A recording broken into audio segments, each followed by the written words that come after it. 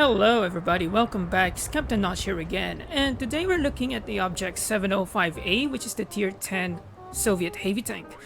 I was actually in the midst of recording a review video on this tank, and I was looking back at this gameplay, which was a Master Race battle, by the way, and I couldn't help and think this had to be one of the most weirdest Ace Tanker gameplay I've ever seen in 7 years of my World of Tanks, in the 7 years of me playing World of Tanks.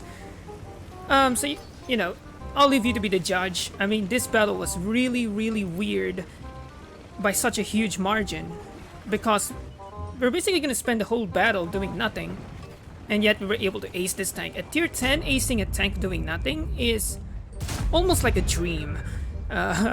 Tier 10 is one of the most hardest tier to ace in my opinion, because almost every single good players are playing tier 10s, especially competitive tier 10s like the Object 705A, which is very competitive in its own right. So as you can see, I've taken up this side-scraping position here on Berlin, which is a new map. People are still trying to figure out how to play this map after almost half a year. And as you can see, I can't really shoot this Object 430U, I can't penetrate it, it has really good frontal armor, so I didn't bother trying. So this is a very weird battle. We're just side-scraping here because if you watch the review of the Object 705, they basically share the same hull. So the playstyle is very similar. The only difference is that the Object 705A gets a 152mm gun, which has 256mm of penetration and 650 alpha damage at tier 10.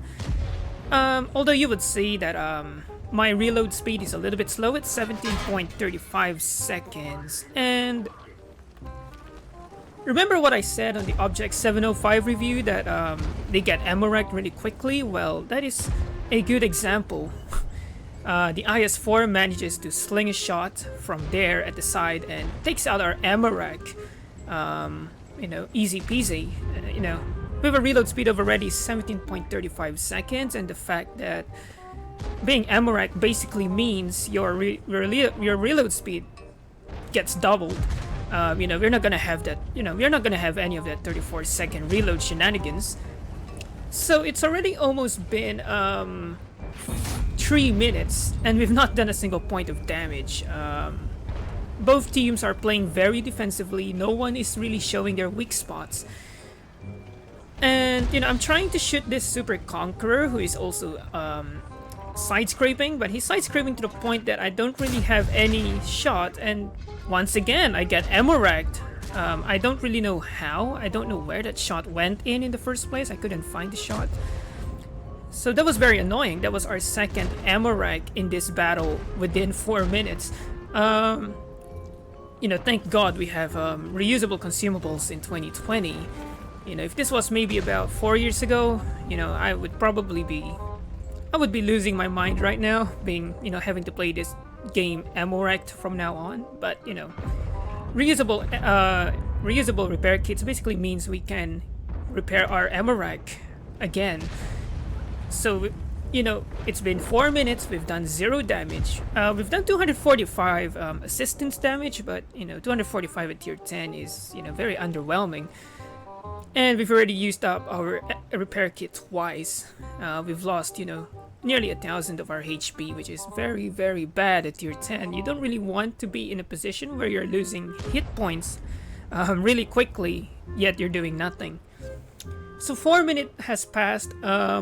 Nothing has happened yet. We're still sitting at the same corner, and you know, having been ammo racked twice already, I'm playing a little bit more cautious here. You know, I'm trying to find shots on the 140. I'm trying to find shots on the 60 TP. I'm trying to find shots on the Super Conqueror. You know, it's a very weird battle. To be honest, when I was playing this battle, I was just thinking to myself, you know, as long as if I can do just, you know, the same, if I can do enough damage, you know, I'd be happy enough. You know, if I do 2,450 damage, which is basically my tank's hit points, you know, I'd be happy at this point. You know, it's been nearly 5 minutes and both teams are still at 2-2, so nothing much has happened. So as you can see, we're trying to push in, but you know, Super Conqueror and Jagdpanzer E100.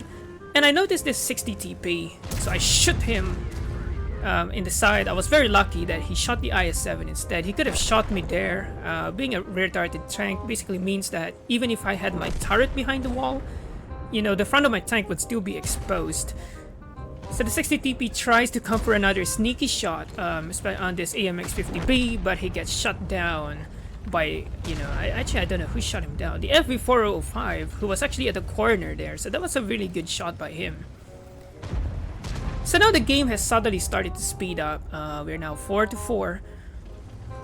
The T-57 Heavy peeks out. I shoot him, but I just tracked him. I'm actually hoping that someone would shoot him, but the 60 TP also just tracks him with no damage, which is unfortunate. You know, you really want, you know, T-57 Heavy, you want to kill it if you can, because the T-57 Heavy can be a very annoying tank to fight in late game. Considering that it has one of the best autoloaders in the game, you want to kill it. I was lucky the Jagdpanzer E100 bounced off my upper plate there, despite him basically aiming down on me, which basically means that my armor isn't as effective because he's basically shooting down on me. So yeah, there's not really much angling.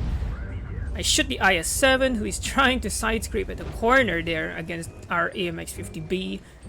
And this IS-7 finally takes an interest on me. You know, he sees me here in the open and he's trying to stop me from killing his IS-7 friend, who is trying his hardest to survive there. You know, we were too slow. The Leopard 1 manages to... Was it the Leopard 1? No, the IS-7 manages to clutch the shot there, which, you know, I couldn't because the 152mm has, you know, quite a long aim time. But anyway, we're gonna hit this IS-7 anyway, shoot him in the side. And that is our first kill after 6 minutes. 6 minutes is a very long... Actually, 6 minutes? I mean 7 minutes. We've been playing for 7 minutes. And that was only our first kill now. I tunnel visioned there. I saw the Progetto anyways. I managed to shoot him and track him, but our 60 TP wasn't as lucky. The 50B was next. The Progetto 65 is ignoring us. He's trying to kill off tanks that he can first. I tried to side scrape there, but he managed to catch our side armor. So we take one from him. The IS-7 shuts down the Jagdpanzer E100, which is really, really good. You know, the Jagdpanzer E100 with its gun is probably one of the most dangerous tanks in the enemy team at that point. So, it's been nearly 8 minutes. We've done just barely over 2,000 damage, which is, you know, tier 10 wise, doing just above 2,000 damage is not really anything spectacular. It's actually very, very average, decent at best. You know, normally when you're playing tier 10, it's usually the usual 3,000, 4,000 damage. That is when you start really getting into the better range. And, you know, if you can do 5,000 damage, you know, it basically means, you know how to play tier 10. So we see this Object 140. I start going after him because I saw that the T-57 Heavy was basically focusing on the other flank, so I wasn't afraid that the T-57 Heavy could flank us. And I take out the Object 140. So now I try to flank around here. The T-57 Heavy has appeared to look back into this flank. But that's alright, we have the back of the 430, and you know, the 430's back isn't really as well protected, so I take my time and I shoot him. The T-57 Heavy finds a shot through those rubbles, which is you know, good on him. And the T-57 Heavy has shot his final shell. He's on the reload, so that's when I knew I had to rush him. We don't really want the T-57 Heavy finding a way to escape all of us now. So I shoot him in the lower plate. That was a very lucky shot. I could have messed that. And to prevent him from running, I block his way so that the STB-1 can get him. And that was a victory for us. I don't know how that was a victory, but it was a victory. So that was actually one of the weirdest battles I've played in a tier 10 matchup. And what made this really weird wasn't just the fact that it took nearly 5 to 6 minutes for the game to actually pick up, which is very weird at tier 10, because usually tier 10 tend to be very, very quick, because everyone is basically playing very competitively, everyone is shooting gold rounds, so armor isn't really a thing at tier 10. in the current state of the game. But it took 6 minutes for the game to start proper. It took us nearly the same amount of time to do our first shot of damage, which is really bad at tier 10, to be honest. But what made this game even weirder was how I was able to ace this tank in the end, which is, I don't even know how to explain it. I don't really know how I was able to ace this tank doing just barely almost doing 4,000 damage and picking up 3 kills, or was it 4 kills? I can't really remember. It's very weird. Yeah, it was 3 kills.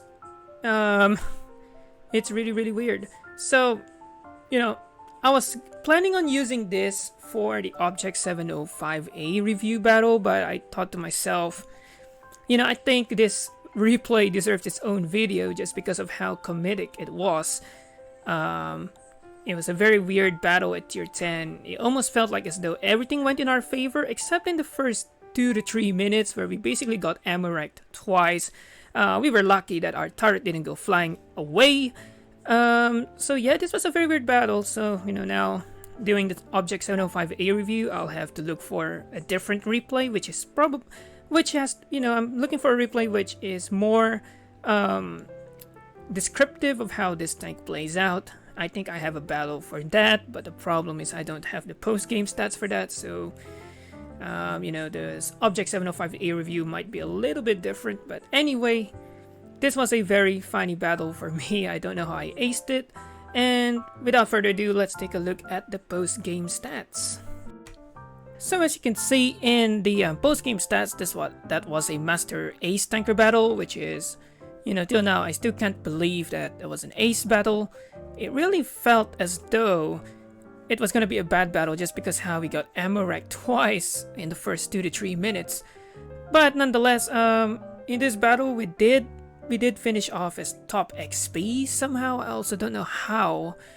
But we were top 3 on the damage, which is, we didn't do any point of damage for the first 5 to 6 minutes, so it's not really a big deal for me. I'm just happy that I managed to be top 1 in EXP. That was a 4,902 combined damage. We did 3,485 raw damage just by ourselves, and 1,430 assistance damage, be it in the form of spotting or tracking enemy vehicles. And that was a 3,441 WN8 battle, which is, still, it's a really good result for a tier 10 battle. Looking into the team score more in depth, you can really see our team actually had a good game. The FV405, did just a little bit less than us, but it was him who helped us shut down that 60 TP earlier. The SDB1, the medium tanks had a good game. They were in the other flank and they won that flank really well. If they had lost that flank, we would have lost the entire game completely. And we still managed to complete top XP. We were the only guys in the whole game who got more than 1,000 experience. The 60 TP almost got 1,000. He was just 20 short, but he did play well in that battle. He played really, really well. And in the end, we still made 31,000 credits with a premium account, and with the holiday ops bonus on, I was earning I think at the time I was earning 20.7%. Yeah, it's written there. I had a 20.7% boost on credit earning thanks to the holiday ops. I was at atmosphere 8 by then. And we didn't really shoot gold. I try not to shoot gold because it's, as much as gold helps to increase your chances of winning, it is not a very economical choice. So if you're running short on credits like I only had 61,000 credits after earning the 31,000 credits. I didn't really have the funds to shoot any gold rounds. I didn't want to become bankrupt. And in the end, with the premium account multiplier, I did earn 1,730 base experience, which is not really that well. I would have preferred that to be 2,000, but considering the whole game, which lasted 9 minutes, a tier 10 battle dragging out for 9 minutes and everyone still having a good game is it's a novelty. Most tier 10 battles usually end within 5-6 minutes, but 9 minutes, I think that's a good thing. At least it didn't end up as a draw, which is basically just 15 minutes and nobody wins.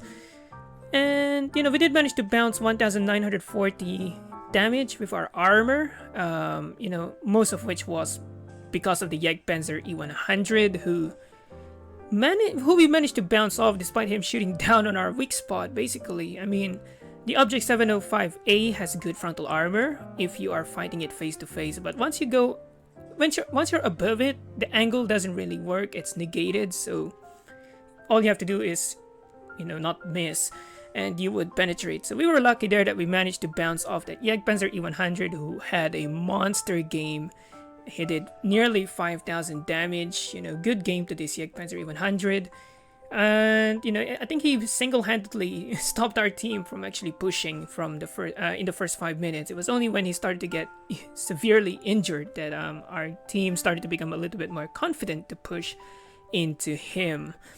So another thing that made this game even more weirder for me was that this was just our 5th battle. It was our 5th battle that we managed to ace this tank. I mean, for a tier 10, acing a tier 10 in less than 10 battles, unless you're a really good player, unless you're an esports or someone very competitive, someone who is really, really, really good at the game, doing that in less than 10 battles is actually really good.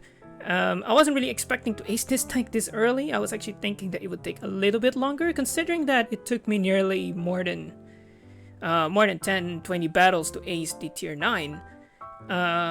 Of course, you can see I didn't really have good stats on this when I aced it. I was only down at 40% win rate because I kept getting really bad teams.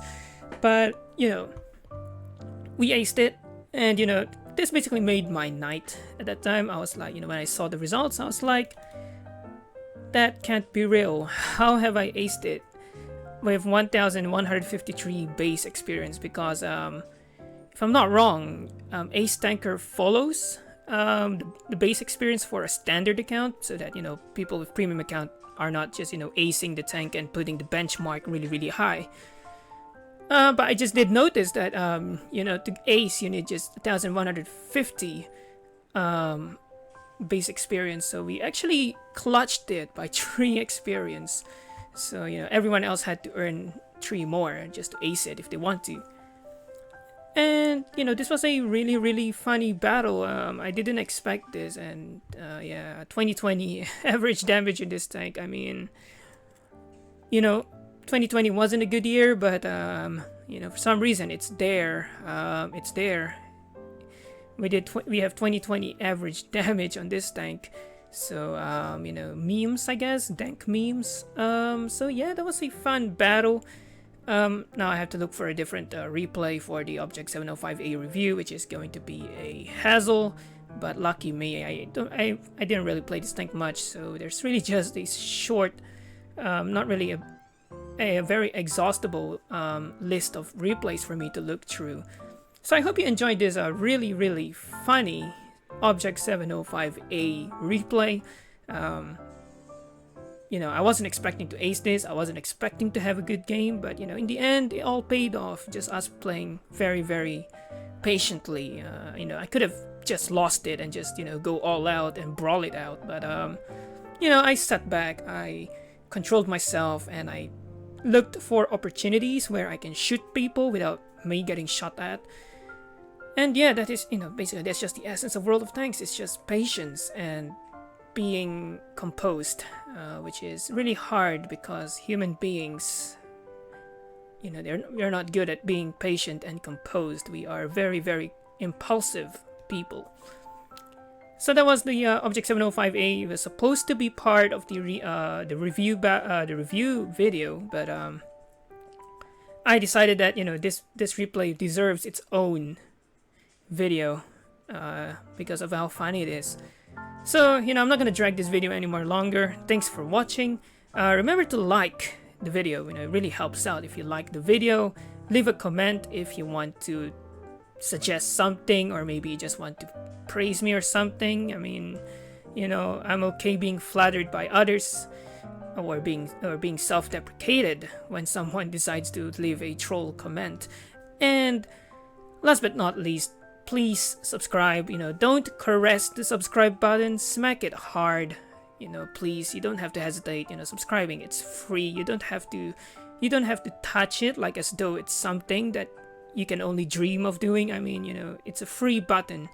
Anyone can press it. I mean, you don't want to watch me? I mean, that's alright. I mean, you can still subscribe. Nah, just kidding. Subscribe if you want to. I'm not asking for subscriptions. So, thanks for watching, and I'll see y'all next time. And peace out.